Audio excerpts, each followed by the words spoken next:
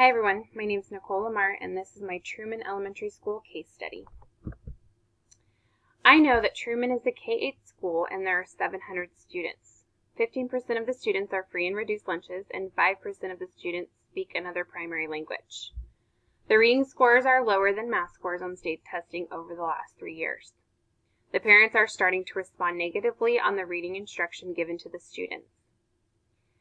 District Reading Supervisor completed classroom observations on reading instruction in the primary grades.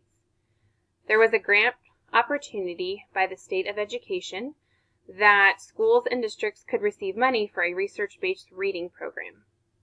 Part of the grant, the superintendent of schools is required to submit a state of commitment for the grant.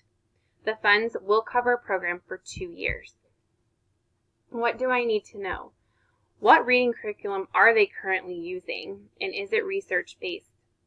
Why is there no small group or one-on-one instruction? And what data are we using to help us guide our instruction? How can we implement a spelling or phonics research-based program in all grades? How can we keep teachers accountable for teaching reading the recommended way?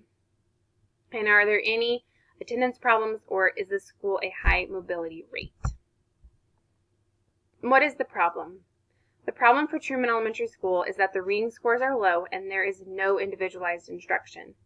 Teachers are not observed frequently to make sure the instruction that is given is effective. And we also need more communication between the schools and families. My plan of action. First thing I would do is professional development. I would help teachers revise their reading block schedule to incorporate more phonics, comprehension, reading, and writing time. I would also find ways to create more small group instruction, include data days every 9 weeks to reevaluate the instruction and see what needs to change. The second thing I would do is more parent involvement. At the PTO meeting, I would discuss the reading scores and ways that we are improving them and show them that the school has a plan to help students' reading scores improve. I would ask parents what they are seeing at home and see if they have any suggestions on ways to help students both at home and at school. And I would provide more communication opportunities between the school and families with newsletters, parent links, emails, and/or the school website. The last plan of action I have is data. We need to look at data to see where the specific gaps for our students are at. We need to look at splitting our students into groups for a more individualized instruction and making sure we are reaching them at their level. We need to increase exit tickets or informal evaluations on students to see if they are actually mastering the concepts that they are being taught and have that data be used to guide our instruction. Strategies to implement the plan of action. I will bring in district reading coaches to help coach teachers on ways to include both small and whole groups in their reading. I will have planning times for teachers to sit down as a team and plan ways they can include more phonics, comprehension, reading, and writing into the reading block on a daily basis. I will bring in a data coach to help teachers look at their classroom data and split their class or grade levels into leveled groups for more individualized instruction. And at the PTO meeting, I will ask for suggestions from parents on ways that they think would help. I would also ask for more parent volunteers to come work in the classrooms to work with our teachers and our students.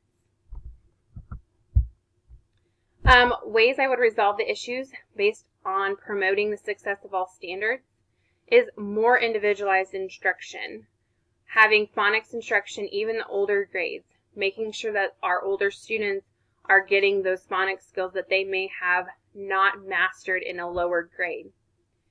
Making sure our reading block is balanced in all areas. Reviewing data frequently to guide our instruction. Taking the recommendations of the reading supervisor and implementing them. Not just taking the recommendations, but actually implementing them into our schedule. And keeping our teacher morale up and celebrating the progress. Even if this progress is small, we still need to celebrate and have those positive moments with our staff and our students. My reflection, thinking, feeling, and valuing. I honestly was very surprised and a little irritated that there was no small group instruction or individual instruction. For me, that is very key in the way that I teach, so just to see it was just very sad and surprising.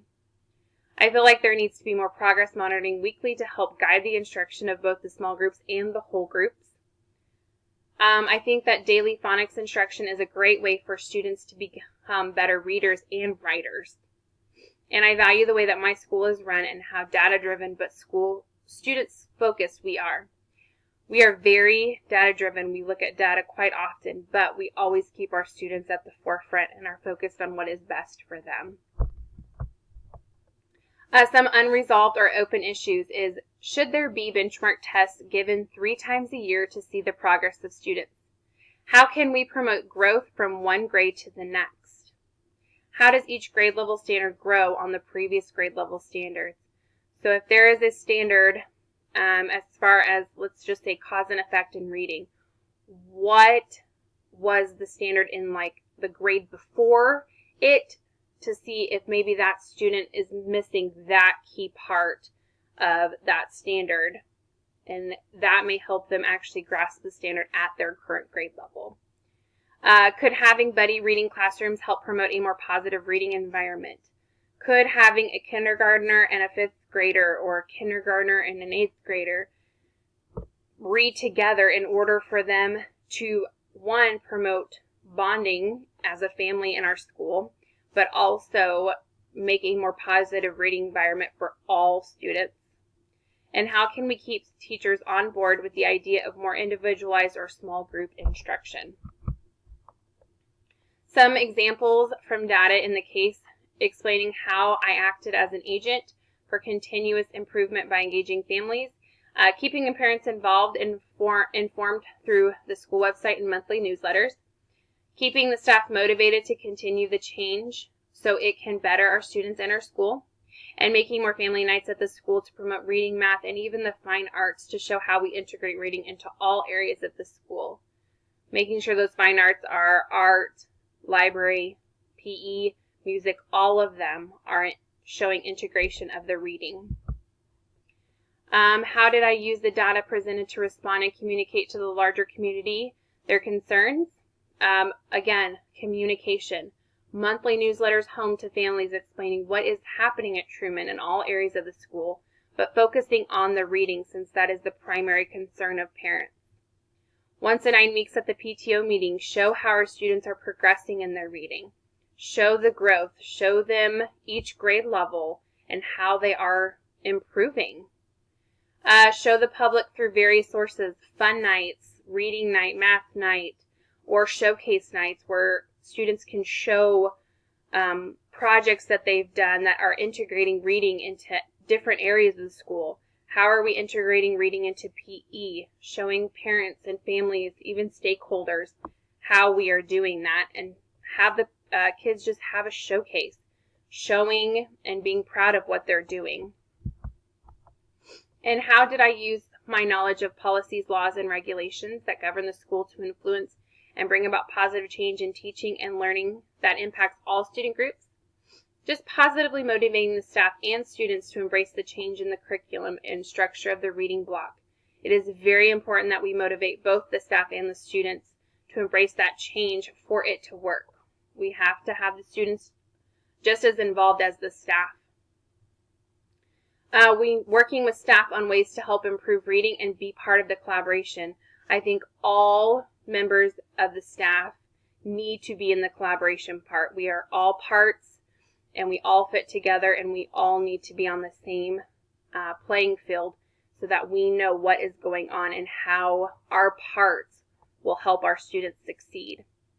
And we need to collaborate with team members on planning and data talks throughout the year to help guide instruction, making sure that our whole grade level is on the same ideas and making sure that we are driving that instruction home through all of our data. And how did I establish an ongoing dialogue with decision makers? I would have the reading supervisor that came out the first time come back to the school and have them reevaluate a few times throughout the year to see what we have improved on and what we still may need help with. Getting district leaders involved to help us dig deeper into our data and show us ways to understand and use the data to drive our instruction. Sometimes district leaders go to different schools throughout the district and they see things that work in a different school that may work for our school that we may not know. So having them come in and actually helping us with that collaboration may actually make our reading scores and even any scores go up. And invite district leaders to help with professional development on a building level so that they can be part of the collaboration process. We are a district. We need to make sure that we are making the best, even at our school level. We are all part of it, and we all need to be part of that collaboration process. Thank you very much, and have a good evening.